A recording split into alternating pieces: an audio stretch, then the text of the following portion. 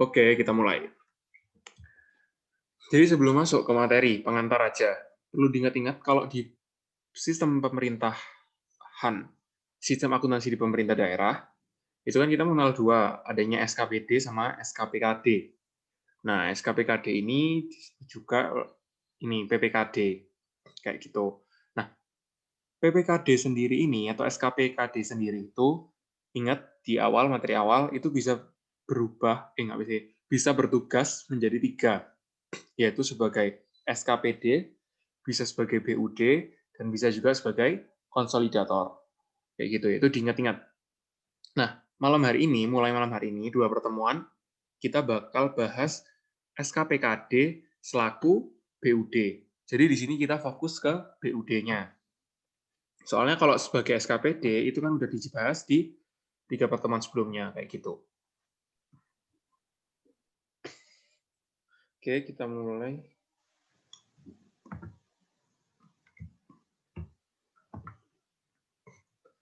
Nah, malam hari ini kita bakal bahas 5 pokok bahasan ini. Mulai dari struktur anggaran, bukti transaksi, ntar jurnal anggaran, jurnal pendapatan, sama jurnal belanja atau beban. Sebenarnya materinya itu nggak banyak banget. Yang kelas kemarin itu jam 9 lebih dikit, udah selesai. Karena emang materinya nggak banyak. Dan ini itu cuman, sebenarnya nggak jauh beda sama SKPD, cuman kita lihat dari sisi satunya. Kalau kemarin kan kita lihat dari sisi COO kan, sebagai teknisnya, pelaksana teknis. Sekarang kita lihat dari fungsi perbendaharaannya, CFO. Kalau di pusat berarti Menteri Keuangan. Kayak gitu. Oke. Nah, sebelum masuk ke pokok bahasan yang tadi, ini yang perlu direview. Akuntansi Pejabat Pengelola Keuangan Daerah, alias BPKD. Nah, proses akuntansi ini dijalankan oleh fungsi akuntansi di SKPKD, Satuan Kerja Pengelola Keuangan Daerah, yang mencatat transaksi-transaksi pelaksanaan anggaran BPKD selaku BUD dan transaksi resiprokal antara BUD dan SKPD. Nah, ini yang perlu digarisbawahi. Jadi, kita bakal belajar tentang anggaran PPKD ini selaku BUD, seperti yang udah aku jelasin di awal tadi, sama nanti transaksi resiprokal antara BUD dan SKPD. Nah, seharusnya kalau kita udah belajar SKPD kemarin, kita udah nggak asing lagi sama yang namanya transaksi resiprokal. Aku review lagi, kalau transaksi resiprokal itu adalah transaksi yang terjadi antara dua entitas yang berbeda. Kayak gitu. Nah, ditandai dengan apa? Ditandai dengan adanya akun RKPPKD. Kalau di SKPD, sama nanti kalau kita sekarang belajar PPKD, berarti nanti sebaliknya, yaitu ada akun RK SKPD. Kayak gitu. Nah, RK SKPD. Nah, akun ini itu menandakan bahwa anggaran yang transaksi yang terjadi itu tidak membebani anggaran kita, yaitu anggaran entitas lain yang berhubungan sama kita. Misal kayak gini, kemarin kalau di SKPD kita mengenal adanya belanja LS kan, belanja modal LS gitu. Nah, kalau belanja modal LS, itu kan jurnalnya RKPPKD, salah, beban.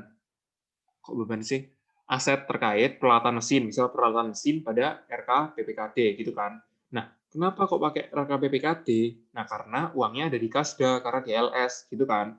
Nah, sekarang kita itu belajar dari PPKD-nya. Berarti kalau misal ada belanja LS SKPD, kita nyatetnya, kita nggak boleh nyatet beban, karena itu bukan hak kita. Kayak gitu. Jadi nanti akun bebannya diganti sama RK SKPD. Kreditnya baru kas di kas daerah. Kayak gitu. Itu preview dulu. Nah, soalnya yang masalah-masalah kayak gini nih, itu harus masih, harus benar-benar jadi concern gitu loh. Karena kemarin ada yang naik ke aku, tanya soal gitu. Belanja modal, jadi soalnya soal PPKD, tapi ada belanja modal. Nah, terus dia tanya, jurnalnya gimana? Nah, udah jelas kan, belanja modal itu belanja yang dilakukan oleh SKPD. Jadi PPKD tidak boleh menjurnal selama belanja modal itu nggak pakai LS, gitu kan? Karena belanja modal itu nggak membebani anggarannya PPKD, kayak gitu.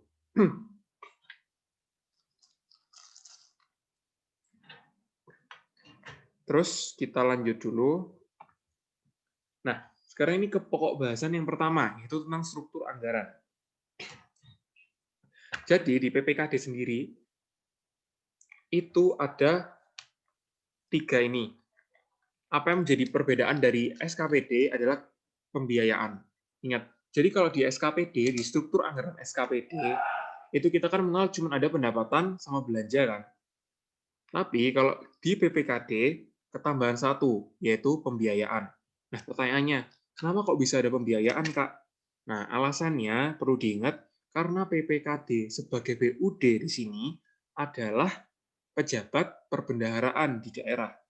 Nah, ingat kalau ada pembiayaan, itu yang boleh mengelola cuma pejabat perbendaharaan. Oleh karena itu, pembiayaan cuma ada di PPKD, tapi nggak ada di SKPD. Gitu. Sebenarnya ini materinya udah di awal-awal pertemuan pertama ya, tapi ini masih harus tetap ditekankan terus, karena kalau kalian tanya itu aku lihat masih sering kebalik-balik, masih lupa ini haknya siapa, ini harusnya masuk di anggarannya siapa, kayak gitu. Sekarang kita bahas dulu. Pendapatan punyanya PPKD. Nah, kalau di PPKD, pendapatannya itu ada 3 kategori ini, yaitu pendapatan yang berupa PAD, yaitu pendapatan asli daerah, terus ada pendapatan transfer, sama yang ketiga ada lain-lain pendapatan daerah yang sah. Nah ini ya, bedanya sama SKPD, kalau SKPD itu cuma ada PAD, ya. Jadi kalau PPKD itu ada semuanya, kecuali yang dimiliki SKPD. Kalau SKPD benar-benar cuma punya PAD.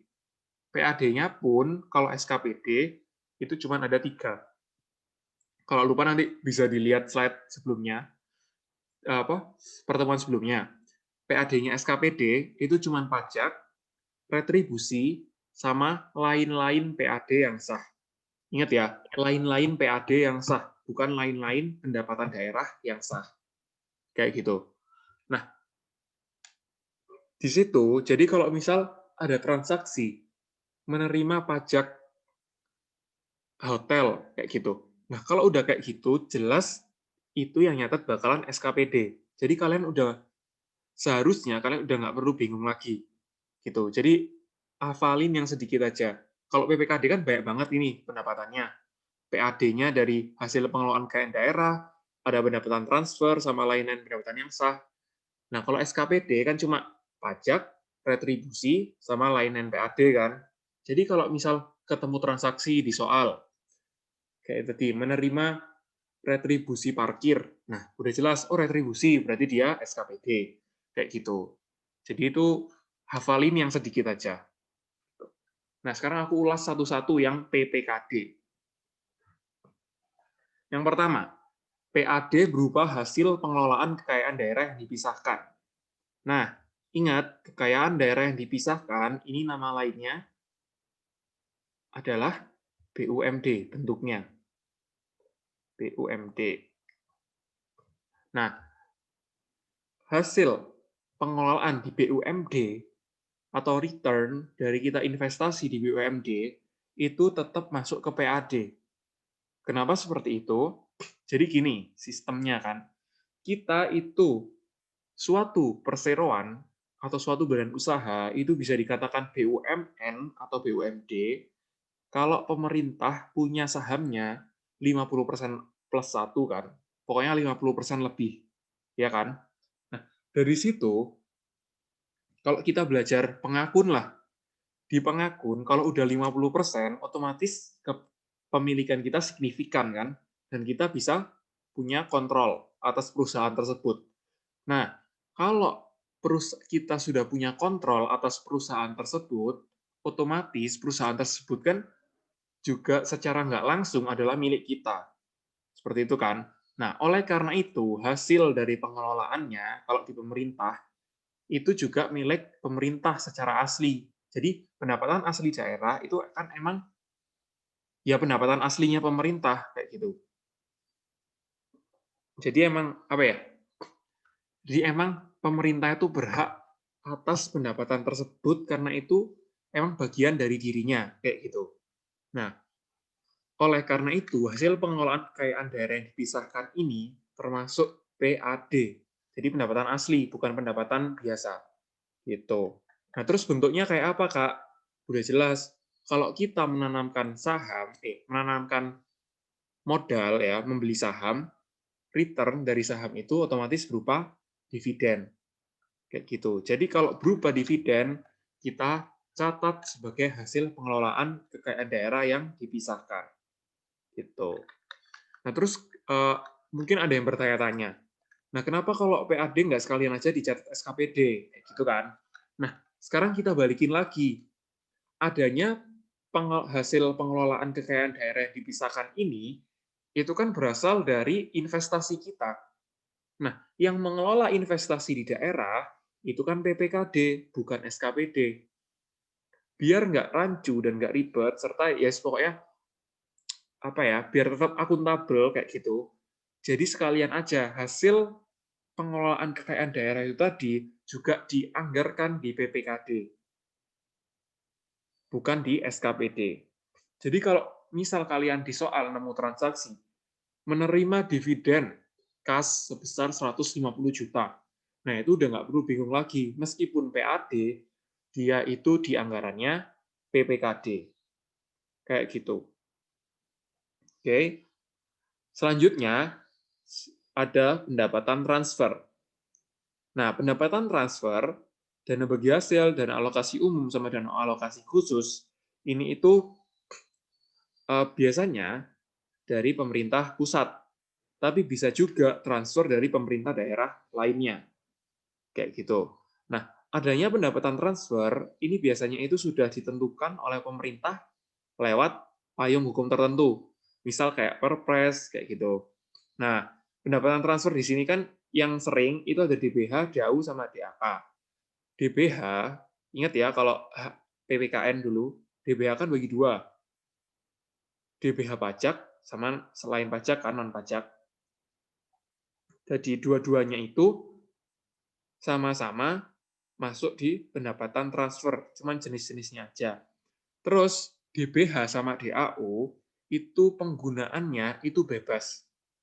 Jadi gini, misal apa ya, Pemprov DIY dapat DAU tahun ini sebesar sekian miliar kayak gitu.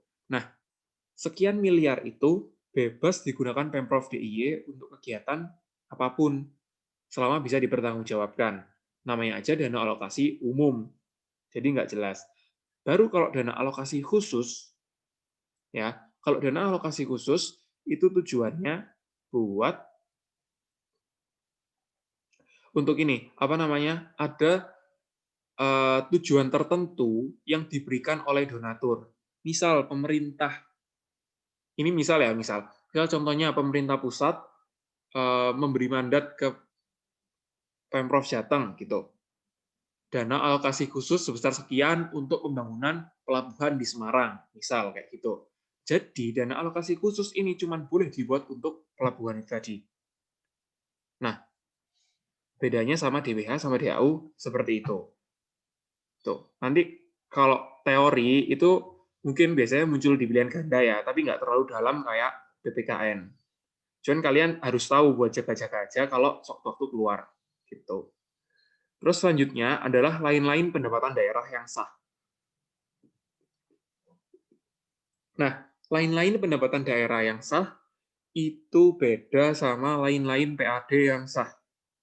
Ingat, ini udah aku ulangi berkali-kali biar nggak sampai apa? Nggak sampai lupa. Kalau lain-lain pendapatan daerah yang sah, itu bentukannya itu benar-benar dari pihak ketiga. Dan kita itu kayak nggak bisa memprediksi secara tepat gitu loh. Misal ini, hibah, jasa giro, bunga, dan lain-lainnya itu. Misal hibah. Hibah kan benar-benar dari Iya, ketiga kan. Maksudnya gini, kalau PAD, pendapatan asli daerah, itu misal pajak. Kalau pajak kan pemerintah emang hak pemerintah untuk memungut pajak dan menerima pajak, gitu kan. Tapi kalau hibah kayak gitu kan benar-benar murni karena pemerintah itu ya nggak punya hak untuk memungut hibah atau meminta hibah, tapi tiba-tiba dikasih. Kayak gitu. Makanya hibah itu masuk di pendapatan daerah yang biasa, bukan pendapatan asli daerah. Kayak gitu. Kalau emang bingung, itu kalian ya sudah apalin aja yang jenis-jenisnya di sini tadi. Kalau PAD apa aja, kalau lain-lain pendapatan daerah itu apa aja, gitu. Jadi kalau ada soal itu enggak kebalik, kalian menjurnalnya. Tuh. Oke. Terus selanjutnya kita ke belanja. Nah, belanja seperti yang kita tahu dulu ya waktu SKPD itu kan ada dua. Oh, sebelum situ ke sini. Belanja itu sebelumnya kita tahu kalau di pemerintah pusat ada 8 kan, sesuai jenisnya. Pegawai, barang jasa, modal, bunga, subsidi, hibah, bansos, sama tidak terduga. Ada 8. Nah, tiga belanja yang awal, pegawai, barang, sama modal, itu kan ada di anggaran SKPD. Berarti selain belanja tersebut, otomatis ada di anggaran PPKD. Jadi ingat, yang kalian apalin yang dikit aja. Itu tadi, misal ada belanja pegawai di PPKD. Oh, udah jelas berarti PPKD no entry. Karena bukan haknya untuk mencatat belanja tersebut. Dan bukan kewajibannya untuk membayarkan. Gitu. Jadi itu yang perlu diperhatikan. Nah, terus kemarin di SKPD, kita kan mengenal belanja langsung sama belanja tidak langsung. Belanja langsung itu adalah belanja yang berhubungan sama tusi SKPD tersebut, sama program kegiatannya. Kalau belanja tidak langsung, berarti tidak langsung berhubungan. Nah, kalau di SKPD kan kemarin belanja langsung ada 3, pegawai, barang jasa, sama modal. Terus ada juga belanja tidak langsung, yaitu belanja pegawai yang berupa gaji bulanan. Gitu. Nah, kalau di PPKD, seluruh belanjanya itu ada belanja tidak langsung. Itu bedanya. Jadi di PPKD itu adalah seluruh belanja tidak langsung selain belanja pegawai. Nah, gampangnya ngapalinnya kayak gitu. Oke, jadi ada belanja bunga, subsidi, hibah, bansos, bagi hasil, bantuan keuangan, dan tak terduga. Nah, kalau bunga, ya berarti misal pemerintah menerbitkan obligasi.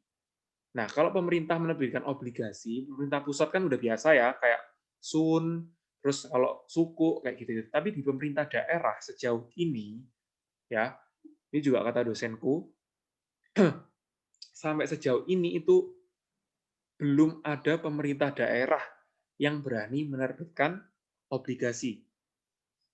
Sebenarnya itu udah diwacanakan sejak dulu. DKI, Jabar, Jateng, Jatim itu sudah mewacanakan bakal menerbitkan obligasi. Tapi kan menerbitkan obligasi itu kan juga perlu eh, pertimbangan-pertimbangan lain. Misal nanti bisa bayar apa enggak, kalau sudah jatuh tempo, bisa bayar bunganya apa enggak, nah kayak gitu. Tapi sampai saat ini belum ada yang mampu dan berani buat menerbitin obligasi. Tuh, jadi mungkin belanja bunga di sini itu bukan bunga dari obligasi, bisa saja ntar bunga dari deposito atau pinjaman-pinjaman daerah lainnya. Kayak gitu. Nah, terus selanjutnya adalah subsidi. Ya, kalau subsidi seperti kita tahu ya, buat menurunkan harga barang-barang di pasar. Gitu. Hibah, kalau hibah, nah ini, selain mendapatkan hibah, ya kita juga boleh yang namanya melakukan belanja hibah. Tuh, ya kan boleh kan bersedekah ke pemerintah lain, atau misal ke swasta, atau bahkan ke masyarakat umum, gitu kan. Itu pun eh, gini, biasanya hibah itu kalau di pemerintah emang ada maksud lainnya. Ya bukan ini bukan hal yang buruk ya, cuman ya memang seperti itu. Maksudnya gini, biasanya ada interest tersendiri mungkin agar hubungan kedua pemerintah itu semakin baik. Jadi nanti kalau misal ada kerjasama ke depannya, itu lebih trusted atau bagaimana, itu kan bagus kan berarti tujuan ke depannya. Jadi kayak gitu biasanya. Terus yang selanjutnya adalah bantuan sosial. Nah, bantuan sosial di sini, seperti kita tahu ya namanya aja bansos, berarti memberikan bantuan kepada orang-orang atau masyarakat yang terdampak efek sosial. Nah, efek sosialnya ini bisa berbentuk apa aja? Ya bisa pengangguran, bisa kemiskinan, kayak gitu-gitu. Tapi karena ini apa realnya ya sekarang kan rame nih, apalagi kemarin yang Menteri Sosial sebelumnya yang korupsi dana bansos. Nah, dana bansos di sini biasanya kalau tidak dalam keadaan pandemi kayak gini kan paling ya cuman yang dapat yang terdampak langsung, benar yang terdampak langsung dari efek sosial tadi, misal kayak miskin, dapat BLT kan, bisa bantuan langsung tunai, kayak gitu. Terus mungkin yang pengangguran, ada bantuan dari kartu prakerja, misal yang mau sebelum kerja tapi butuh workshop seperti itu kan. Nah itu kok biasanya, tapi karena COVID seperti ini, efek sosial semakin besar, seperti kita tahu, kemiskinan kan semakin melonjak ya, apalagi pengangguran, karena PHK ada di mana-mana. Nah, otomatis dana bansos ini juga semakin besar, karena efek sosial yang ditimbulkan seperti ini juga semakin besar. Tuh, jadi kalau di masa yang seperti ini, efek sosialnya itu juga nggak melulu ke pengangguran sama kemiskinan gitu, tapi bisa lebih luas lagi. Nah, ini fungsinya buat apa atau kayak gini, itu biasanya di soal, ya kalau untung-untung kalau soalnya jelas, misal kayak belanja bantuan sosial sebesar sekian, sekian, sekian, kayak gitu kan. Nah, tapi kalau misal soalnya itu nggak jelas, kan kita juga nggak tahu. Misal kayak cuman memberikan bantuan langsung tunai sebesar sekian gitu. Nah, kalau kita nggak tahu BLT itu apa, ya kita bisa aja kan cuman bisa masuk belanja subsidi, atau bahkan bisa belanja barang jasa, gitu kan. Jadi makanya kita perlunya tahu artinya masing-masing itu juga buat di situ. Terus selanjutnya adalah belanja bagi hasil. Kalau belanja bagi hasil ini juga mengurangi kesenjangan antar daerah, baik itu kesenjangan vertikal ataupun kesenjangan horizontal.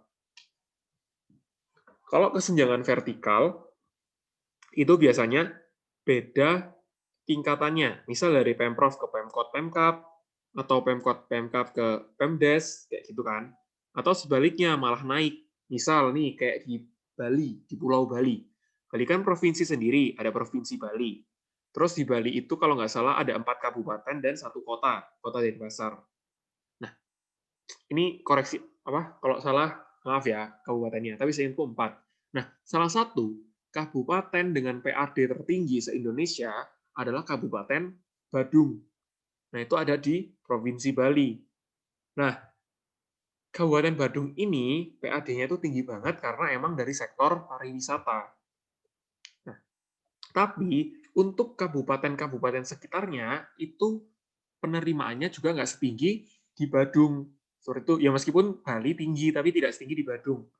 Jadi disitulah fungsi dari belanja bagi hasil ini tadi. Jadi dari Badung ini nanti bisa belanja bagi hasil, menyuplai penerimaan ke Pemprov Bali, dan juga bisa suplai penerimaan ke Pemkap lainnya kayak gitu. Jadi biar terjadi keseimbangan horizontal dan vertikal gitu. Kalau horizontalnya berarti mungkin dari Pemkap Badung ke Buleleng atau ke Kota Denpasar kayak gitu. Kalau vertikalnya berarti ke Pemprov Bali kayak gitu. Nah, itu buat bagi hasil. Bantuan keuangan pun juga hampir sama kayak bagi hasil. Terus selanjutnya adalah belanja tidak terduga. Nah, belanja tidak terduga seperti namanya itu emang juga buat kejadian yang extraordinary, yang nggak biasanya. Jadi misal ada bencana alam atau ya bencana alam kayak gitu-gitu pokoknya yang tidak terduga lah. Contohnya misal yang baru-baru ini kayak gempa di Sulawesi Barat sama banjir rob di Kalimantan Selatan. Nah, kayak gitu-gitu, dana yang digunakan untuk mungkin untuk membantu masyarakat yang terdampak atau kan pasti misal kayak ada banjir kan kita juga perlu mencari orang-orang yang ikut kebanjiran kayak gitu kan juga butuh dana atau tertimpa reruntuhan kalau misal terkena gempa itu kan juga butuh dana. Nah, kayak gitu-gitu itu menggunakan yang namanya belanja tak terduga kayak gitu. Jadi belanja tak terduga ini juga nggak apa ya? Kalau emang dalam 1 tahun itu nggak ada kejadian yang dikategorikan sebagai kejadian tak terduga, ya otomatis kita tidak boleh melakukan belanja tak terduga ini. Jadi sampai akhir tahun ya anggarannya tetap ada, tapi nggak ada realisasinya. Kayak gitu. Jadi nggak masalah. Karena emang kejadiannya tak terduga. Nah, terus kalau misal anggarannya ada, berarti uangnya kan ada, Kak. Gimana kalau misal uangnya digunakan buat belanja yang lainnya? Nah, itu nggak boleh. Karena yang perlu diingat, itu setiap mata anggaran itu udah dikunci sendiri-sendiri kan. Ingat waktu eh, penetapan APBN atau APBD. Nah, di situ kan udah dikunci. Kalau di pusat udah dikunci per KL lewat DIPA. Kalau di daerah ya lewat DPA itu tadi. Jadi kalau emang udah buat tak terduga ya nggak boleh buat belanja yang lainnya. Kayak gitu. Terus kecuali ya, ini kecuali misal kayak ada pandemi COVID-19 kemarin kan muncul Perpu 1 2020. Nah, kalau kayak gitu kan ada pengecualian yang membolehkan perubahan mata anggaran, terus menaiknya defisit, dan lain-lain. Nah, itu baru nggak apa-apa. Tapi kalau dalam keadaan biasa, itu nggak boleh yang namanya loncat-loncat mata anggaran. Tuh. Jadi kalau bunga ya sudah buat bunga aja. Bagi hasil, udah buat bagi hasil aja. Kayak gitu. Terus selanjutnya, yang terakhir di anggaran, itu adalah anggaran pembiayaan. Nah, anggaran pembiayaan itu seperti kita tahu dibagi jadi dua, yaitu penerimaan pembiayaan sama pengeluaran pembiayaan. Nah, bedanya sama pendapatan belanja di mana sih? Kalau pendapatan, ingat ya artinya, hak pemerintah yang tidak akan dibayar kembali. Belanja pun gitu, kewajiban pemerintah yang tidak akan diterima kembali. Nah, kalau pembiayaan, itu bakal diterima atau dibayarkan kembali. Tuh, jadi bukan murni milik kita. Tuh. Nah, pertama kita ke penerimaan pembiayaan. Penerimaan pembiayaan itu contohnya ada beberapa ini, yaitu penggunaan silpa, pinjaman daerah, penjualan obligasi daerah, hasil penjualan barang milik daerah yang dipisahkan, ini maksudnya kekayaan daerah yang dipisahkan ya, terus pencairan dana cadangan. Kita bahas satu-satu dari penggunaan silpa. Nah, silpa ini itu asalnya itu kan berasal dari selisih antara surplus defisit di LRA sama pembiayaan neto, ya kan? Baru nanti timbul silpa atau sikpa. Nah, kalau misal ada silpa, itu saldonya kan bisa digunggung, bisa dijadikan satu, ditumpuk terus jadi LP sal, ya kan, di LP sal. Nah, itu boleh dijadikan sebagai penerimaan pembiayaan tahun selanjutnya. Jadi kan daripada kita ngutang, mending pakai uang yang udah ada kan, sisa yang tahun lalu. Kayak gitu. Jadi itu silpa. Terus selanjutnya adalah pinjaman daerah. Kalau pinjaman daerah ini, ya berarti daerah pinjam ke suatu lembaga, bisa ke pemerintah lain, baik itu pusat atau daerah, terus juga bisa ke swasta ataupun ke bank, kayak gitu. Nah, itu yang namanya pinjaman daerah. Nah, makanya dari sini ini bisa timbul yang namanya belanja bunga, ini tadi yang di atas ini. Tuh, itu pinjaman daerah. Kalau penjualan obligasi daerah, berarti daerah itu menerbitkan pinjamannya sendiri. Nah, sasarannya kalau obligasi itu biasanya swasta atau masyarakat umum kayak gitu. Kalau pinjaman itu nggak mungkin ya daerah minjem ke masyarakat umum biasanya ya. Kalau nggak ke pemerintah, ke swasta yang kayak bank-bank itu yang udah kredibel. Tapi kalau obligasi daerah ini bisa dijual ke masyarakat umum kayak gitu. Selanjutnya adalah hasil penjualan kekayaan daerah yang dipisahkan. Nah, ini maksudnya apa? Maksudnya nama lainnya ini kebalikannya investasi, yaitu divestasi. Bentar. Susah tulisnya, divestasi. Divestasi. Nah, jadi apa itu divestasi? Divestasi itu adalah penjualan kembali investasi milik kita. Gitu. Jadi kalau hasil penjualan hasil penjualan kekayaan daerah yang dipisahkan ini, berarti kita menjual aset kita atau saham kita yang telah kita beli di BUMD. Bisa saja alasannya ya berbagai hal alasan ya, tapi biasanya alasannya karena emang BUMD-nya itu udah nggak profitable atau malah membebani daerah kayak gitu. Jadi mending dilepas aja daripada daerah ikutan rugi terus-terusan. Gitu. Terus selanjutnya adalah pencairan dana cadangan. Nah, pencairan dana cadangan di sini ini artinya kita sudah membentuk suatu dana cadangan, lalu pada suatu saat dana cadangan itu dicairkan. Nah, dana cadangan ini kalau di akuntansi komersial biasanya kita mengenal dengan restricted cash. Kayak gitu. Jadi emang dana yang dilarang, dana yang dikhususkan untuk membiayai suatu kegiatan di masa yang akan datang. Kayak gitu. Jadi kalau pembentukan dana cadangan itu pengeluaran pembiayaan, kalau pencairan dana cadangan itu penerimaan pembiayaan.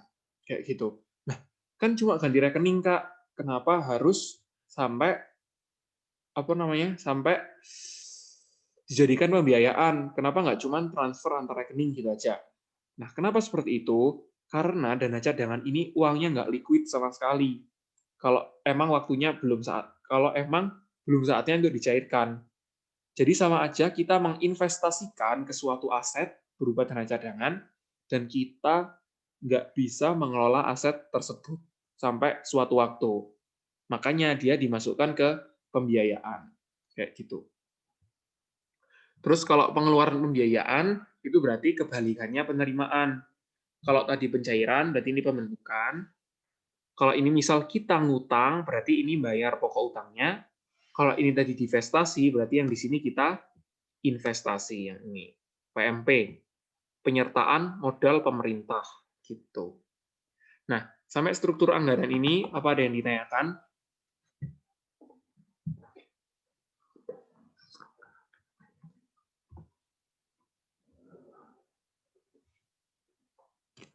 Lanjut, Kak. Oke. Nah, selanjutnya kita ke pokok bahasan yang kedua, yaitu bukti transaksi.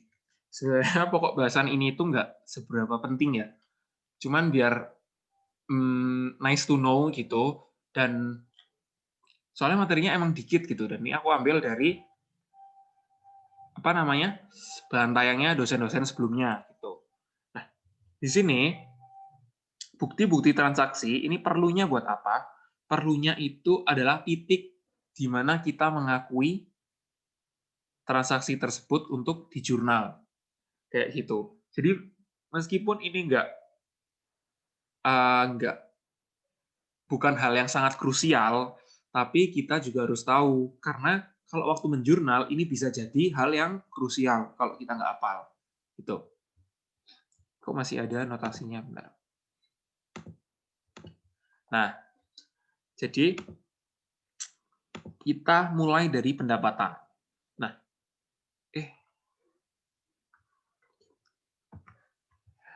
di pendapatan, ingat, tadi kan ada 3 ya, PAD yang berupa hasil pengelolaan kekayaan daerah, sama 2 ini. Nah, kalau yang hasil pengelolaan kekayaan daerah tadi, udah jelas paling dokumen sumbernya juga bukti penerimaan gitu. Dan biasanya di transaksi soal, itu cuma diketahui menerima dividen kas sebesar sekian-sekian gitu. Baru kita jurnal. Sekarang buat 2 yang lainnya. Pertama adalah penerimaan dana perimbangan. Ingat, dana perimbangan ini tadi yang dana transfer umum sama dana transfer khusus. Kalau dana transfer umum itu ntar ada DAU, DWH, kayak gitu. Kalau dana transfer khusus, DAK, baik fisik maupun non-fisik. Terus, seperti yang kita tahu, dana perimbangan yang di sini ini biasanya berasal dari pemerintah pusat. Nah, di pemerintah pusat, ingat, di bagian APBN, bagian belanja, itu kan ada belanja pemerintah sama TKDD. Nah, TKDD, kalau di situ transfer ke daerah dan dana desa, itu kan bagi pemerintah pusat adalah beban. Tapi bagi pemerintah daerah, karena dia menerima, maka dia sebagai pendapatan. Kayak gitu. Tapi nama-namanya juga tetap. Misal di TKD, itu ada DAU, DAK, gitu di sini juga tetap dicatat pendapatan DAU, pendapatan DAK, kayak gitu. Nah, kenapa di sini dokumen sumbernya itu bukti transfer pembayaran dari KPPN? Karena ingat, TKDD itu kan yang mengeluarkan uang, mata anggarannya itu ada di mata anggaran BUN, di Menteri Keuangan sebagai BUN. Nah, terus, kan nggak mungkin nih, Indonesia punya 34 pemerintah provinsi, dan kalau nggak salah ada 500-an pemerintah kabupaten kota.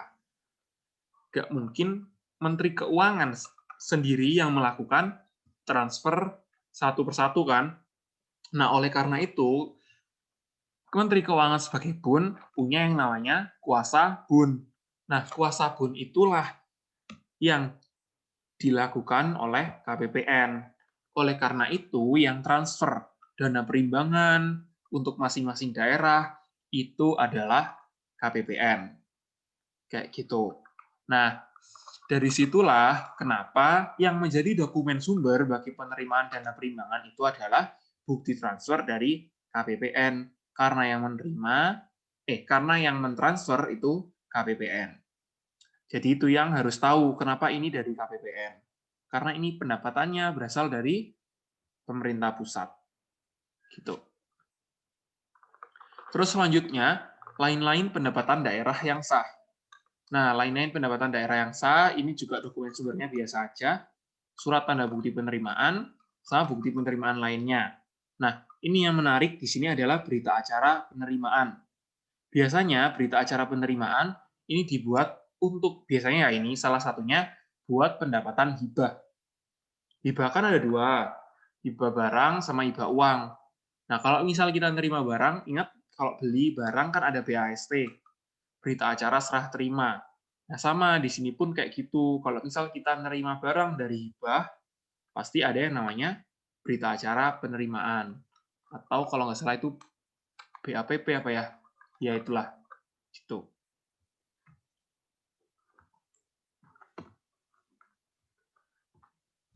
Nah, terus bukti transaksi yang belanja-belanja. Ini sebenarnya hampir sama semua. Bukti yang paling penting adalah adanya SP2D LS. Ini. Nggak harus LS juga sih sebenarnya, bisa UP. Tapi biasanya kalau udah di PPKD itu pakai SP2D-nya langsung LS. Karena emang dia yang megang kasda kan, dan transaksinya itu biasanya besar. Baru kalau transaksinya kecil-kecilan itu diserahkan ke UP, di bendara pengeluaran. Jadi di PPKD pun itu bisa punya bendara pengeluaran.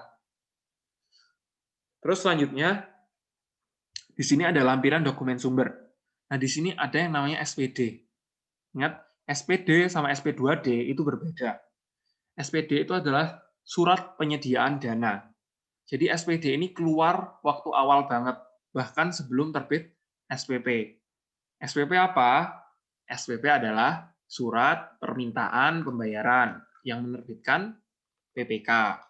Nah, ingat ya urutannya SPD, terus SPP yang diterbitkan PPK, terus masuk SPM, SPM itu diterbitkan oleh PPSPM, pejabat penandatanganan surat perintah membayar. Bedakan SPP sama SPM, P-nya ya. Kalau SPP itu permintaan, kalau SPM itu perintah. Gitu. Jadi udah berani memerintah di PPSPM itu. Terus selanjutnya barulah terbit SP2D, yaitu surat permintaan pencairan dana. Gitu. Baru nanti adanya SPBY, surat perintah bayar. Ini urutannya.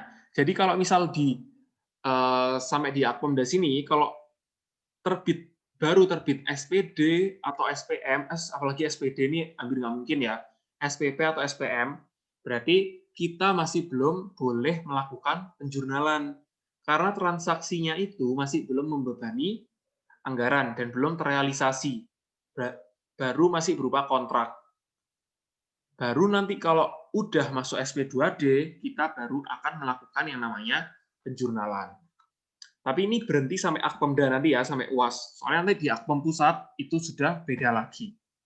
Lebih komprehensif. Tuh, jadi ini yang perlu kalian tanamkan adalah SP2D di sini. Kan sama. Di sini bantuan sosial sama bagi hasil itu juga tetap SP2D, tapi yang menarik di sini di lampirannya adalah ini, keputusan kepala daerah.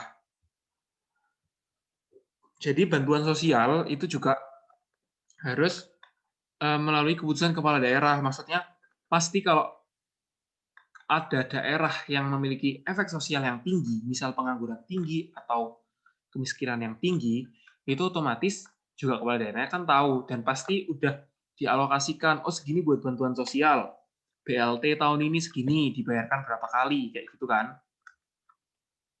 Nah, di sini ini pasti ada payung hukumnya, dan itu dari keputusan kepala daerah ini tadi. Kayak gitu. Terus kalau bagi hasil pun juga sama seperti itu. Harus ada payung hukum dari keputusan kepala daerah. Jadi ini bisa kayak kalau presiden kan keputusan presiden, Kepres. Kalau di sini juga bisa keputusan wali kota, keputusan gubernur, atau keputusan bupati. Gitu. Soalnya bagi hasil pun itu kan juga nggak bisa sembarangan kan, maksudnya kayak oh aku mau bagi hasil ke sini gitu. Harus tetap memperhatikan pertimbangan-pertimbangan lainnya. Entah daerah yang kita bagi itu benar-benar kekurangan atau sebenarnya itu sudah cukup. Nah, itu kan harus dipertimbangkan. Oleh karena itu, nggak bisa serta-merta cuman melampirkan SPM, SPD kayak gini, lalu sudah di ACC membebani mata anggaran. Tapi harus ada payung hukumnya. Ini tadi, keputusan kepala daerah. Selanjutnya, ada belanja bantuan keuangan dan tidak terduga. Sama nih, kalau bantuan keuangan, hampir sama kayak bagi hasil tadi. Kalau tidak terduga, itu juga adanya keputusan kepala daerah, kayak gitu. Jadi, bentar ada yang ngechat. Enggak, yang lampiran dokumen itu enggak berpengaruh pas jurnal. Pokoknya yang paling inti itu SP2D ini ya. Tuh. Oke. Terus kalau di sini nih ya keputusan, pokoknya ini yang unik-unik gini nih, ya mungkin kan siapa tahu dikeluarkan di pilihan ganda gitu kan. Cuman aku nggak pernah nemu juga sih. Kayak gini nih. Udah gitu. Terus selanjutnya tentang penerimaan pembiayaan di transaksinya. Kalau penerimaan pembiayaan, itu bukti transaksinya ya ada di sini. Yang menarik adalah dokumen sumber buat Silpa ini. Nah, kenapa dokumen sumbernya berupa ini? Karena Silpa itu kita tahunya dari LRA. Kayak gitu kan. Terus nanti juga akan terlihat di LPSAL. Kalau di LRA kan yang terlihat cuma Silpa tahun berjalan kan. Kalau di LPSAL kita bisa tahu saldo anggaran yang sisa itu berapa sampai saat ini. Itu saldo gabungan saldo-saldo tahun sebelumnya. Kayak gitu. Oke.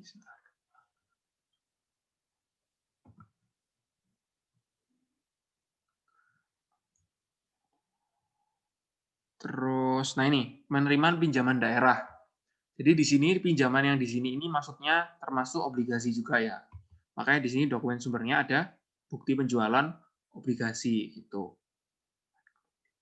Terus ini penerimaan kembali, pemberian pinjaman. Nah, pemberian pinjaman itu adalah maksudnya kita ngutangi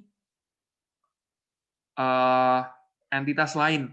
Bisa itu ke pemerintah daerah, bisa itu ke swasta, kayak gitu.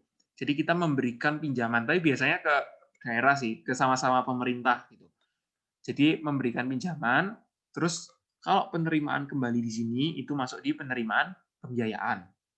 Ini kalau di pemerintah pusat, kita juga pernah mendengar yang namanya penerusan pinjaman. Nah, kalau penerusan pinjaman, itu daerah itu kan nggak berhak ya atas hubungan-hubungan internasional kalau emang nggak disetujui pusat. Jadi misal daerah mendapat bantuan pinjaman dari ADB, misal Asian Development Bank, gitu. Nah, kayak gitu itu masih masuknya dulu ke pemerintah pusat. Baru dari pemerintah pusat akan melakukan penerusan pinjaman ke daerah, gitu. Jadi kayak gitu-gitu itu ya sama siapa yang berhak menerima pinjaman terlebih dahulu, pusat atau daerah. Terus selanjutnya adalah penerimaan piutang daerah. Kalau penerimaan piutang daerah ya sama, hampir sama kayak yang atas ini ya. Cuman kalau piutang ini bisa jangka panjang, bisa jangka pendek. Yang kita kenal biasanya piutangnya itu piutang TP sama piutang TGR. Kalau piutang TGR berarti itu kita nerima ini loh, apa namanya? Ada pegawai yang melakukan tindakan yang bisa merugikan daerah, akhirnya kan harus ada TGR kan, dan itu motong gajinya biasanya tiap periode. Nah, kalau TP, tuntutan perbendaharaan, ini berarti bendaharanya yang melakukan kelalaian. Misal, UP di uang persediaan itu yang ada di apa namanya nih? Ada di catatan, misal sisa 5 juta. Ternyata kok di rekening bendahara pengeluaran itu cuma ada 4.900.000. Nah, jadi 100 ribunya itu bisa jadi masuk di TP itu tadi. Tapi biasanya kalau TP itu nilainya cukup besar dan signifikan. Selanjutnya adalah pengeluaran pembiayaan. Ini hampir sama semua, yaitu dokumen sumbernya tetap yang namanya SP2D ini. Sama kayak belanja. Nah, itu buat bukti transaksi. Jadi sebenarnya itu nggak seberapa krusial, cuman materi tambahan. Terus kita masuk ke selanjutnya, yaitu jurnal anggaran. Nah, jurnal anggaran di sini, ini maksudnya jurnal anggaran yang mencatat DIPA, mencatat DPA atau RKA di sini. Jadi mencatat anggaran yang akan terjadi di pemerintah pada saat 1 tahun berjalan, tahun tersebut. Kayak gitu. Jadi, kadang kan bingung nih, misal, oh ini catat di jurnal finansial apa jurnal anggaran, kayak gitu. Jadi, jurnal anggaran ini bisa bermakna dua, itu maksudnya jurnal anggaran yang semuanya itu yang di buku besar anggaran, sama jurnal anggaran yang cuma buat nyatat DIPA atau DPA, kayak gitu. Nah, jadi biasakan, biar nggak bingung, kalau kita mencatat jurnal kan dua nih, di finansial sama anggaran. Nah, biasakan kalau di finansial itu bilangnya udah buku besar akrual, kalau di anggaran buku besar kas. Jadi biar nggak bingung mana yang jurnal anggaran biasa, mana yang jurnal anggaran khusus DIPA ini tadi. Gitu. Oke. Jadi jurnal anggaran ini yang nyatat itu subsistem akuntansi pelaksanaan anggaran, udah jelas. Nah, inilah yang dimaksud buku besar kas, karena pendekatannya itu pendekatan cash basis. Terus selanjutnya, jurnal anggaran ini sebenarnya itu cuma buat kontrol manajerial. Yaitu cuma buat mengunci anggaran-anggaran yang akan terjadi di tahun berjalan. Terus sebenarnya ini hampir sama kayak jurnal anggarannya SKPD, cuman bedanya kita ketambahan akun baru, yaitu estimasi penerimaan pembiayaan sama apropriasi pengeluaran pembiayaan. Kalau selain itu sama, kayak gitu. Jadi nggak boleh ya kalian catat pembiayaannya itu pembiayaan neto, tapi harus jelas mana yang penerimaan pembiayaan, mana yang pengeluaran pembiayaan, kayak gitu. Tapi kalau masalah ini boleh, misal pendapatannya ada banyak, misal pendapatan DAU, DAK, DBH gitu ya. Ini boleh nggak Kak dijadiin satu estimasi pendapatan gitu doang? Ya kalau aku dosennya nggak apa-apa, cuman tergantung dosen masing-masing kayak gitu. Tapi lebih amannya dipisah-pisah aja. Masing-masing nama pendapatan itu. Nah, selanjutnya, sampai tadi ada pertanyaan? Kayaknya nggak ada ya, itu udah jelas, jurnal anggaran. Kita masuk dulu ke pendapatan dulu. Nah, pendapatan, seperti kita tahu, itu dibagi jadi dua. Pendapatan yang LRA, yaitu buku besar kas, sama pendapatan LO, di buku besar akrual. Nah, pendapatan yang di buku besar kas, itu dicatatnya ini, saat kas diterima di Kasda atau di RKUD. Jadi, kasnya ini, gini. Jadi, pendapatan ini baru dicatat pada saat kas diterima di Kasda atau RKUD. Nah, terus ada pertanyaan kemarin di kelas Rabu. Di PPKD ada bendahara penerimaan nggak? Nah, kalau setauku itu kayaknya juga nggak, karena ya emang daripada ke bendahara penerimaan dulu kan ribet, nanti perlu pertanggungjawaban, laporan pertanggungjawaban bendahara gitu kan ribet. Ya langsung disetor ke bendahara umum daerah. Biasanya kayak gitu. Makanya jurnal anggaran ini, jurnal pendapatan LRA ini dicatatnya pada saat kas diterima di Kasda atau di RKUD. Kayak gitu. Jurnalnya kayak apa? Jurnalnya sama kayak biasanya, yaitu EPSAL pada pendapatan terkait. Kayak gini.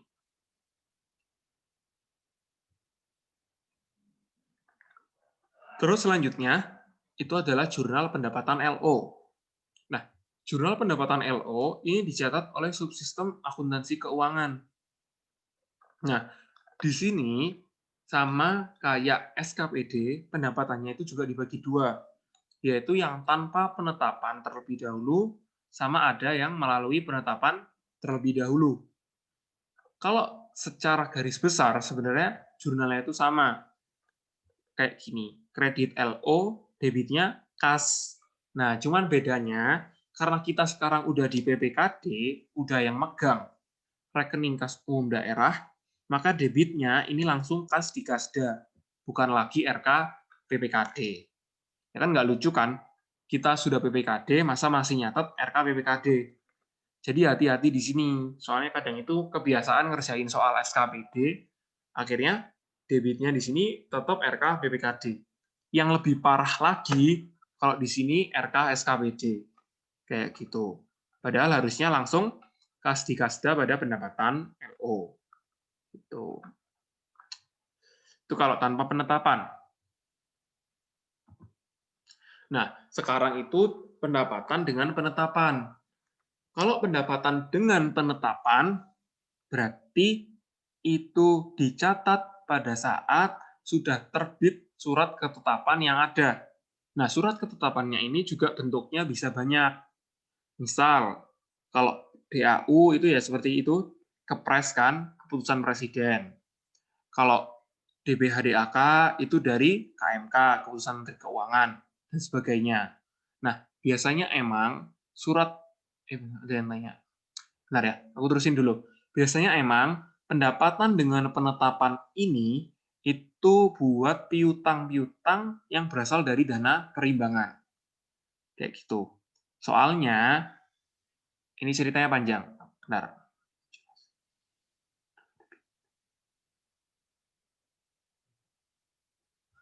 Ini masih tanya, RKPKD saldo normal kredit atau debit? RKPKD itu saldo normalnya bisa dua-duanya. Tapi dia itu bagian dari ekuitas. Itu jawabannya. Kalau RKSKPD nanti yang kita pelajari, RKSKPD itu adalah bagian dari aset kayak gitu. Tapi kita juga nggak bisa bilang pasti debit gitu. Tapi kalau emang lihat dari nature-nya dia aset berarti debit. Kalau RKPBKD karena dia ekuitas berarti dia kredit kayak gitu. Oke, terus ini aku lanjutin ya yang dana penetapan. Nah, kenapa aku bilang seringnya itu karena pendapatan dana perimbangan? Karena pemerintah pusat ya ini, mentransfer dana perimbangan ke daerah itu nggak langsung sekali transfer. Misal, buat Pemprov Sumatera Barat, dana alokasi umum 5 miliar buat tahun 2021. Misal. Nah, pemerintah nggak bakal transfer 5 miliar secara langsung. Pasti itu ada beberapa kali transfer, entah itu 3 kali atau 4 kali, triwulanan atau 1 kuartal gitu kan. Nah, kenapa seperti itu? Karena yang pertama, udah jelas pemerintah belum punya uangnya. Pemerintah pusat ya ini maksudnya. Kenapa seperti itu? Ya karena pada saat kita menganggarkan, itu kan berarti kita masih mengira-ngira. Oh, berarti nanti kira-kira tahun ini aku dapat pendapatan segini. Kira-kira belanjaku bakal segini. Nah, kayak gitu kan, yang namanya aja anggaran, masih dianggarkan, masih belum sesuai gitu. Belum sama realisasi. Jadi, kenapa nggak ditransfer sekalian di awal tahun? Karena kalau ditransfer sekalian di awal tahun, dan pemerintah itu cuman bayar dana perimbangan ini ke seluruh Pemda, ya pemerintah ntar belanja biasanya pakai apa? Belanja operasionalnya. Uangnya kan udah dipakai Pemda semua, gitu kan, udah ditransfer. Nah, makanya itu, dana perimbangan itu nggak ditransfer tiap tahun. Kok tiap tahun? Nggak ditransfer sekali dalam 1 tahun. Gitu. Oleh karena itu, kadang timbul piutang di akhir tahun. Karena bisa saja dana perimbangan itu sebenarnya buat tahun tersebut, tapi baru dibayar tahun selanjutnya. Misal, dana perimbangannya mestinya itu tahun 2020. Tapi ternyata yang pembayaran terakhir itu baru bisa dilaksanakan 2 Januari 2021. Nah, berarti otomatis 31 Desember 2020 kita harus mengakui adanya piutang karena udah terbit keputusan Menteri Keuangan ini tadi atau Kepres. Jadi daerah sudah berhak tapi uangnya belum masuk. Oleh karena itu kita nyatat sebagai piutang. Nah, selain alasan pemerintah nggak punya uang tadi, juga buat akuntabilitas. Tuh, terus buat kontrol manajemen juga.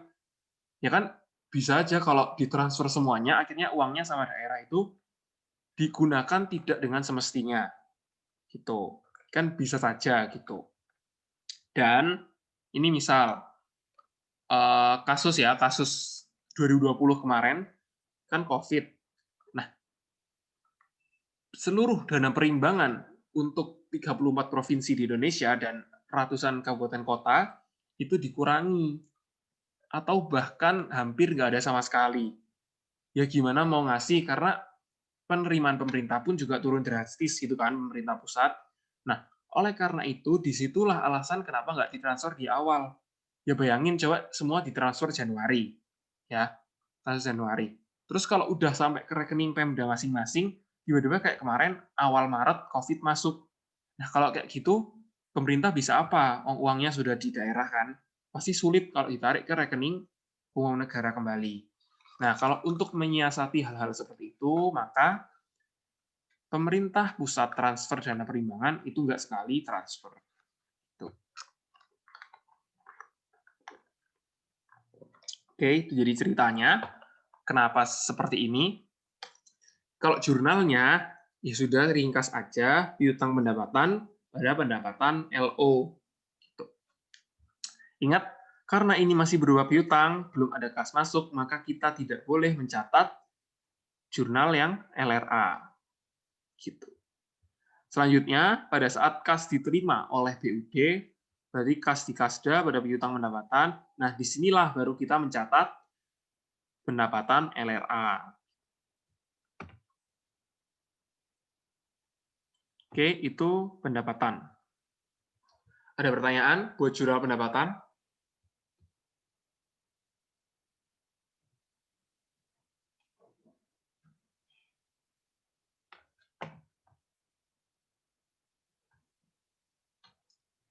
Ntar ya, aku siap minum bentar.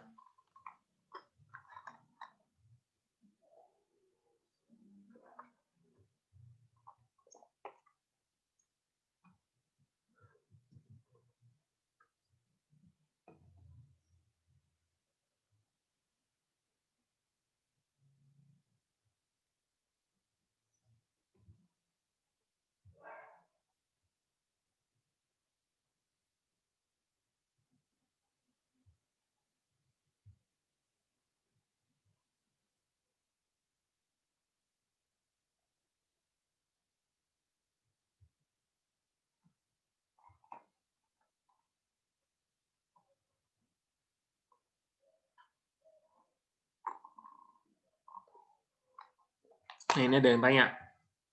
Anggarannya, jurnal anggarannya sama kayak SKPD ya, EFSAL pada pendapatan daerah. Iya sama kayak yang tadi kan ini.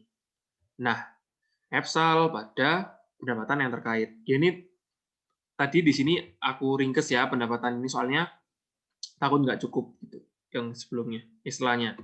Pokoknya intinya gini, kalau lain-lain PAD ya udah tulis lain-lain PAD, atau misal kalian tulis pendapatan hasil pengelolaan kekayaan daerah yang sah, itu juga nggak apa-apa.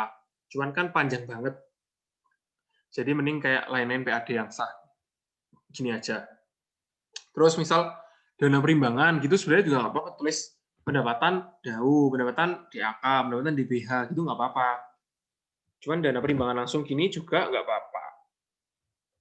Tapi kalau lain-lain pendapatan daerah yang sah, ini karena jenis-jenisnya itu cukup apa ya, nggak bisa diklasifikasikan dengan kentara gitu, ya langsung aja misal pendapatan hibah, pendapatan bunga, pendapatan jasa giro gitu aja.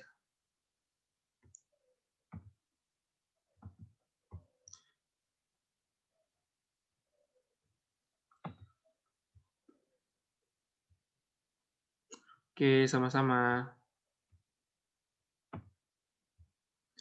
Oke, kita masuk ke jurnal belanja. Kalau belum ada pertanyaan. Nah, di sini jurnal belanjanya itu sebenarnya juga hampir sama kayak SKPD, cuman ya kalau jurnal belanjanya ya, ini belanjanya ya. Belanjanya itu hampir sama kayak SKPD, cuman beda di akun-akun belanjanya ini aja. Yaitu belanja pada EFSAL. Nah, pertanyaannya, apa ada bendara pengeluaran di SKPD, di PPKD? Bisa saja ada, seperti yang udah aku jelasin kemarin. Jadi kayak belanja yang kecil-kecilan itu bisa aja dilakukan pengeluaran di bendara pengeluaran, gitu maksudnya. Ada UP-nya. Nah, dan jangan pernah kalian bayangkan, maksudnya kayak misal, aduh berarti UP itu kan belanja kecil-kecilan, berarti paling cuman 10 juta, sekian juta, 25 juta gitu kan. Mungkin di bayangannya. Tapi realisasinya, aslinya, realitanya kalau di pemerintah bisa saja UP itu nilainya sampai 5 miliar. Karena kan ya belanja itu pasti bisa aja misal belanja modal meskipun nggak gede-gede banget, paling berapa puluh juta, bisa berapa ratus juta gitu kan. Bisa aja itu cepat habis. Makanya UP itu jangan ada di bayangan kalian, oh berarti UP cuman berapa puluh juta, cuman berapa ratus juta gitu aja. Bahkan itu bisa sampai yang 5 miliar. Jadi sedikitnya itu juga ya sekitaran segitu. Tuh, jadi buat jurnal belanjanya itu sama, belanja UP sama belanja LS itu belanja yang terkait pada estimasi perubahan SAL. Terus kalau beban gimana? Kalau beban itu juga ada beberapa. Ini yang pertama kita bahas adalah beban berupa belanja. Jadi beban berupa belanja ini adalah beban-beban yang mempengaruhi atau membebani mata anggaran alias LRA. Gitu. Sekarang yang pertama yang gampang ya, belanja LS. Kalau belanja LS berarti ya langsung aja beban terkait pada kas di Kasda. Jangan lupa jurnal LRA-nya. Nah, ini yang perlu kalian perhatikan. Kalau di slide SKPD, di sini aku kasih garing, misal beban atau persediaan atau aset. Nah, di sini biar kalian nggak bingung dan emang kalau aku tulis persediaan juga bakal salah, di sini cuma aku tulis beban. Kenapa seperti itu? Balik lagi, yang boleh belanja aset, boleh belanja modal, belanja barang jasa, itu cuma SKPD. Jadi semua belanjanya PPKD itu berupa beban. Gitu ya, yang harus dipahami. Dan emang kayak gini nih, itu perlu latihan berkali-kali, jadi biar terbiasa. Terus selanjutnya itu kalau LS. Kalau UP gimana? Ya kalau UP bedanya sama SKPD, kalau kita ngisi UP berarti kan kas di bendara pengeluaran pada RKPPKD gitu kan. Tapi karena kita sekarang sebagai PPKD, RKPPKD-nya tinggal diganti kas di Kasda. Kayak gitu. Jadi, kas di bendera pengeluaran pada kas di Kasda. Sama kayak penerimaan tadi kan, kas di Kasda pada pendapatan apa. Jadi emang harus make sure kalau dia itu SKPD atau PPKD. Ingat ya, kalau masih ngisi UP kayak gini, kita tidak perlu melakukan penjurnalan LRA. Selanjutnya adalah realisasi belanja, yaitu saat SPJ bendahara disahkan oleh PA atau KPA. Tapi ini harusnya nggak ada KPA ya, ini langsung PA aja, karena di sini PPKD kan emang cuma satu, kalau SKPD kan banyak. Dan ada bagian-bagian di bawahnya kan kalau SKPD, tapi kalau di PPKD ini biasanya cuma ada PA langsung, yaitu PPKD-nya itu sendiri. Nggak perlu KPA-KPA. Jadi langsung aja beban pada kas di bendera pengeluaran, dan jangan lupa di sini jurnal anggarannya, jurnal LRA. Jadi belanja apa-apa pada EPSAL. Terus sisanya, kalau emang pada akhir tahun ada sisa yang UP yang harus disetor, jurnalnya ya tinggal kas di Kasda pada kas di bendahara pengeluaran. Dan nggak perlu melakukan penjurnalan LRA. Sebenarnya sama semua sih, sama kayak SKPD, cuman ya itu tadi bedanya. Udah nggak ada akun RK PPKD. Tapi nanti kita bakal ketemu akun RK SKPD. Atau biasanya kalau di soal itu langsung disebut SKPD-nya, misal RK Dinas Pendidikan dan Kebudayaan, RK Dinas Pemuda dan Olahraga, kayak gitu. Kalau di soal ya biasanya.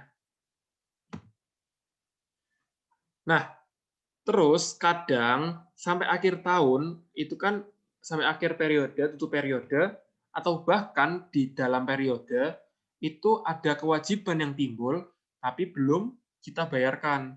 Nah, kalau kayak gitu ya sama jurnalnya tinggal beban pada utang beban. Kayak gini.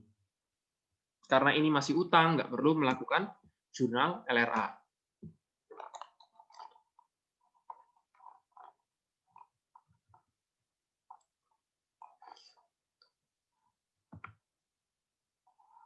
Nah, oh ada yang ketinggalan ini satu. Kalau belanja LS, nantilah aku tambahin.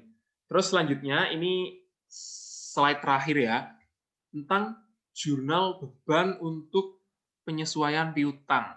Nah, ini mungkin yang masih sering banyak salahnya. Jadi, di sini penyesuaian piutang itu tidak hanya dilakukan oleh SKPD, karena bisa saja PPKD itu juga melakukan yang namanya penyesuaian piutang. Karena PPKD juga punya piutang. Gitu. Nah, penyesuaian piutang ini sedikit berbeda sama akuntansi komersial. Ini udah aku jelasin di SKPD kemarin, cuman aku ada penjelasan yang salah. Jadi ini aku benerin di sini. Nanti salahnya aku kasih tahu. Jadi di akuntansi komersial, penyisian piutang atau AFDA itu kan bisa pakai dua cara, yaitu percentage of sales sama percentage of account receivable. Tapi kalau di pemerintah, karena pemerintah itu nggak sales ya, nggak menjual barang, nggak berbisnis, jadi ya cuman ada satu pendekatan, yaitu pendekatan persentase piutang.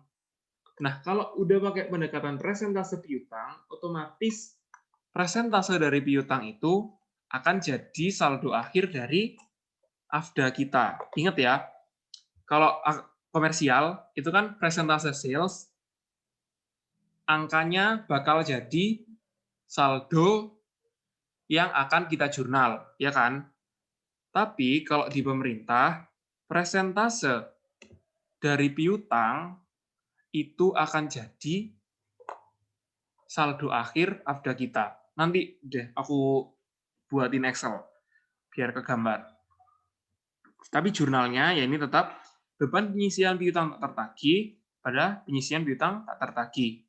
Ini nama lainnya, kalau komersial ini BDE, yang atas ini BDE, yang ini AFDA. Gitu. Nah, penghapusan piutang selanjutnya. Oh, gini, kemarin aku salahnya itu, aku kasih tahu salahnya. meskipun pakai persentase AR, seingatku aku bilangnya, itu bakal langsung jadi saldo yang kita jurnal. Padahal aslinya kalau pakai persentase AR, itu nanti jadi saldo akhir. Jadi kita harus menyelisihkan dulu sama saldo AFDA awal, biar ketemu berapa yang di jurnal. Nah, itu salahnya. Jadi yang benar pakai selisihnya ya yang di jurnal. Gitu. Terus selanjutnya adalah penghapusan piutang.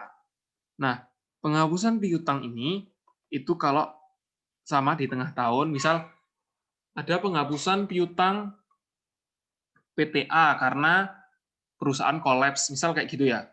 Nah, ya udah tinggal AFDA pada AR gitu kan, penyisian PTT pada piutang. Tapi kalau misal AR yang dihapuskan itu melebihi nilai AFDA, maka kita harus mengakui adanya beban kerugian piutang tak tertagih. Beban atau kerugian tak tertagih. Ini bukan BDE ya, ini loss biasa. Tuh. Sama kayak yang bawahnya ini.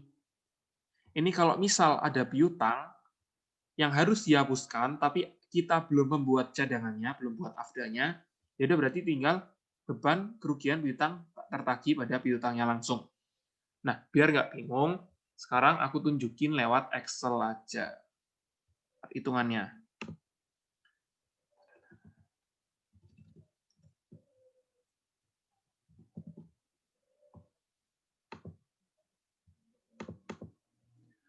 Nah,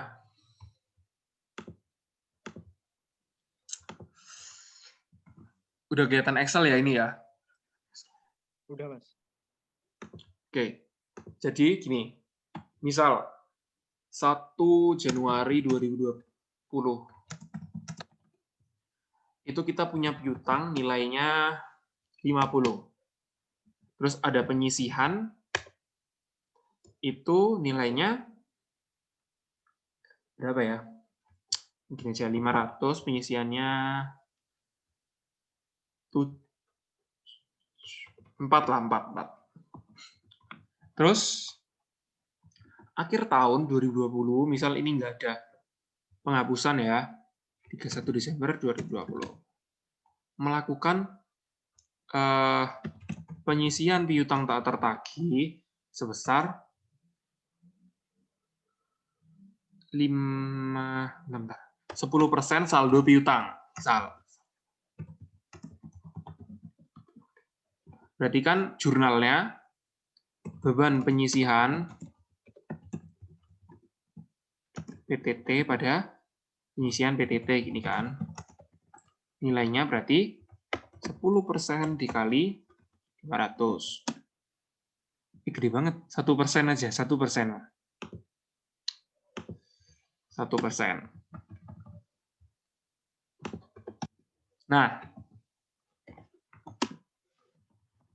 ini yang menjadi saldo AFDA terakhir. Tapi karena kita pakai presentase AR, maka yang kita jurnal ini bukan 5-nya. Tapi 5 ini kan terakhir. Berarti harus kita kurangkan sama saldo AFDA awal. Jadi kita tinggal menambahkan AFDA sebesar 1. Seperti itu. Oke. Terus ternyata berarti sekarang ini ya, sekarang saldo kita, saldo piutang kita itu 500, terus penyisian piutangnya itu 4 ditambah 1, berarti sekarang ada 5. Terus pada tanggal 2 Januari 2021, itu ternyata perusahaan yang utang kolaps. Dan menurut estimasi, utang yang nggak bisa dibayar itu sebesar 7. Gitu. Ternyata kita harus melakukan penghapusan piutang. Jurnalnya gimana? Karena melakukan penghapusan piutang itu berarti AFDA pada AR kan? Jadi jurnalnya penyisian piutang tak tertagih didebitkan, kreditnya piutang. Nah, piutang yang harus kita hapuskan kan 7. Terus enggak deh, tadi bilang berapa? Ini. Piutang dihapus 7 gitu ya. Piutang yang hapuskan 7. Tapi ternyata saldo penyisian kita itu cuma 5. Nah, terus debitnya ini kita jadikan apa? 2-nya ini. Berarti 2-nya ini kita jadikan kerugian penghapusan piutang. Nah, ini maksudnya. Jadi kalau kita mau menghapuskan piutang, tapi ternyata nilai dari piutang yang kita hapuskan itu melebihi AFDA kita, maka kita catat dia sebagai kerugian penghapusan piutang. Gitu. Terus selanjutnya,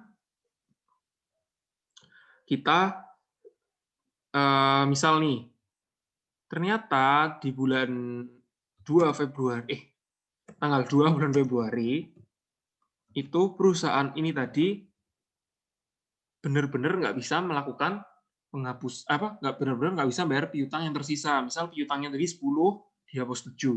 Berarti ini sekarang piutang dihapus lagi sebesar 3. Nah, sampai di 2 Januari 2021 ini tadi, penyisian kita kan udah 0. Udah 5 kurangi 5 ini tadi. Nah, terus 3-nya ini kita kemanain? Ya udah berarti kita tinggal menjurnal kerugian penghapusan piutang pada piutang sebesar 3. Kayak gitu. Nah, itu ilustrasi singkatnya seperti ini. Ada pertanyaan?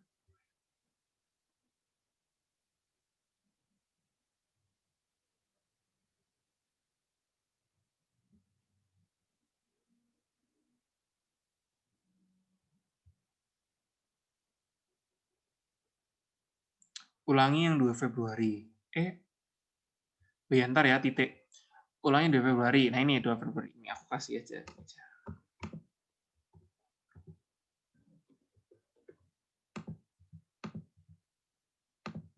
Nah, gini ya. Berarti kita lihat saldo piutang kita. Di 2 Januari, berarti saldo piutang kita tinggal 500 dikurangin 7. AFDA kita berarti 5 dikurangin 5. Udah habis ya AFDA-nya. Ternyata di 2 Februari kita harus menghapuskan piutang lagi nih sebanyak 3. Nah, kalau udah kayak gini, kita nggak punya AFDA lagi. Nah, kalau emang nggak punya AFDA lagi dan kita belum melakukan pencadangan, ya udah berarti kita tinggal langsung kerugian penghapusan piutang kita akui, yaitu sebesar nilai yang tidak bisa diakomodir oleh AFDA. Ya kan nilai AFDA-nya 0, nggak bisa nutup apapun.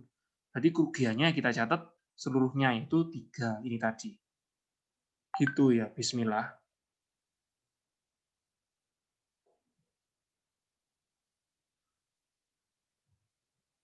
Oke, sama-sama.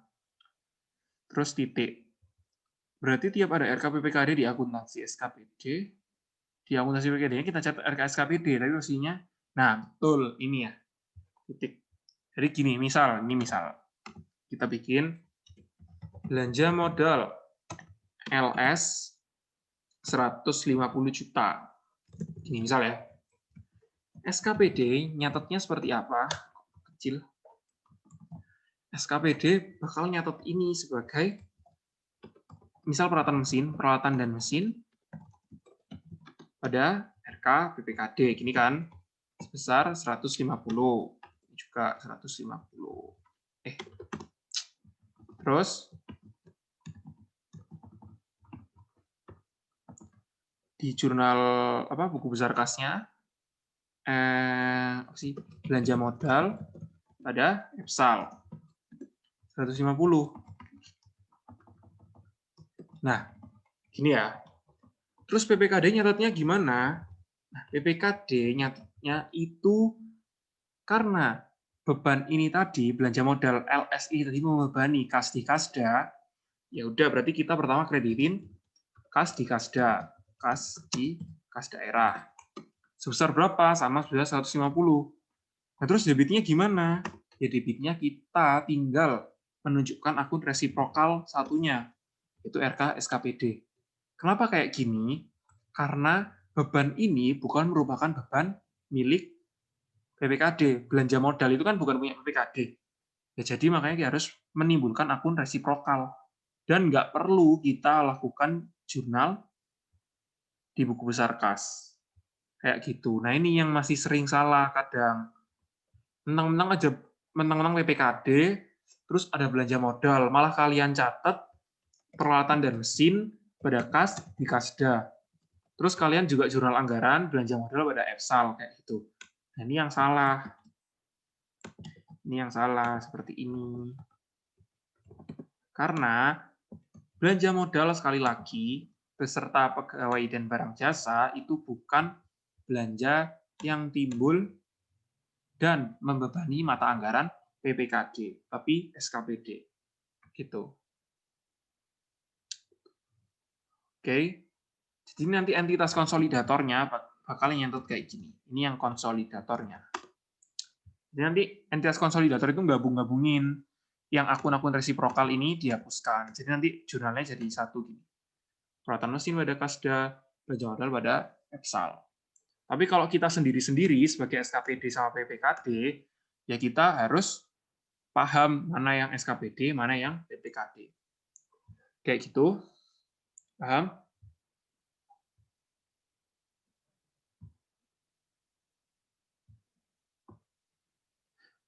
Oke, sama-sama. Ada pertanyaan lagi?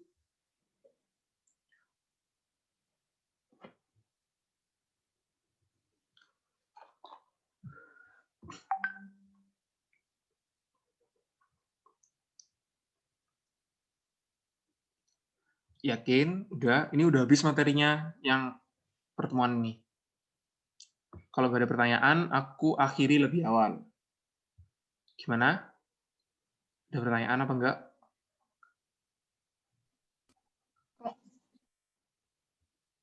Iya, mau ngomong apa?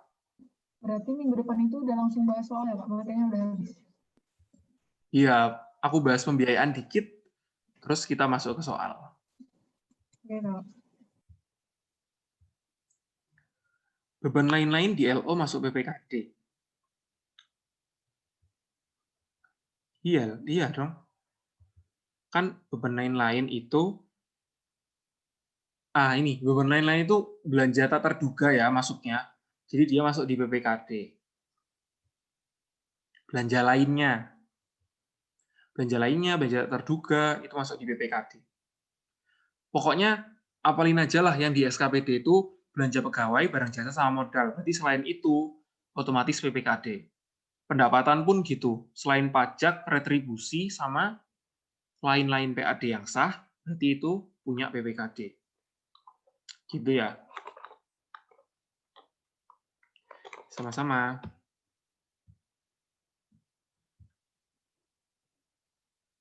Oke, nggak ada yang ditanyakan lagi.